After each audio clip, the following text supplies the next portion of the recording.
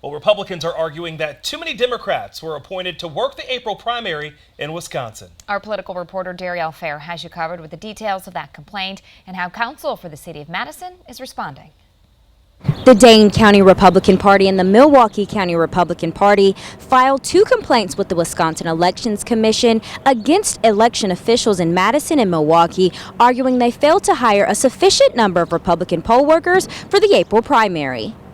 The complaints were filed on Wednesday on behalf of registered voters who were qualified by state statute to work as poll workers. It may have not been their intent, but the bottom line is these are elections. They are only held a couple of times a cycle, and so it's important for those clerk's office to get it right.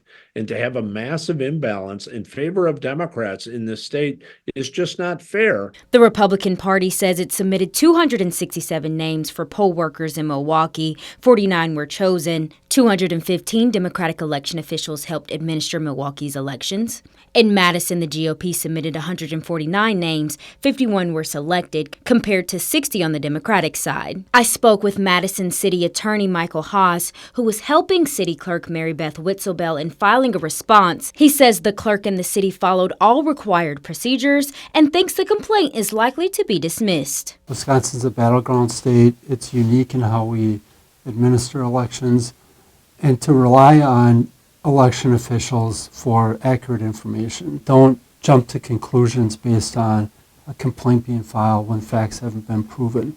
Some people simply want to create doubt about the election. We saw that in 2020. By law, the party whose candidate received the largest share of votes per polling place in the last general election is entitled to one more election inspector than the party that lost. This year's numbers would be based on the 2022 gubernatorial election won by Democratic Governor Tony Evers. Election officials could then be appointed by both parties for a 2-year term before December 31st.